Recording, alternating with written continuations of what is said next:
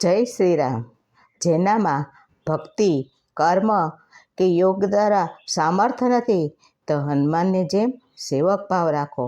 આપણે હનુમાનજીના ગુણ ધારણ કરો. હનુમાનજી કેમ નારંગી સિંદૂર ચડાવવામાં આવે છે? હનુમાનજીને સિંદૂર ચડાવવાથી મનોકામના પૂર્ણ થાય છે, ભક્તિ પૂર્ણ થાય છે, બધી ઈચ્છાઓ પૂર્ણ થાય છે. પૌરાણિક કથા અનુસાર લંકાથી આવ્યા પછી સીતાજી સિંદૂર પૂરતા જોયા તો હનુમાનજીએ તેનું કારણ પૂછ્યું. ત્યારે સીતાજીએ કહ્યું કે શ્રી પ્રભુ રામની લાંબી ઉંમર માટે હું સિંદૂર પૂરું છું.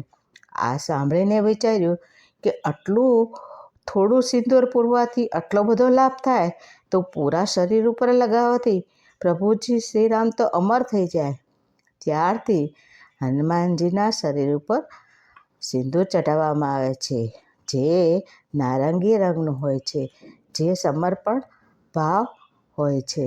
સિંદૂર ચડાવવાથી વૈવાહિક જીવન સુમધુર બને છે. તમને મારો વિડીયો ગમ્યો જ હશે તો લાઈક કરશો, શેર કરશો, સબસ્ક્રાઈબ કરશો, કોમેન્ટ આપશો. Thank you.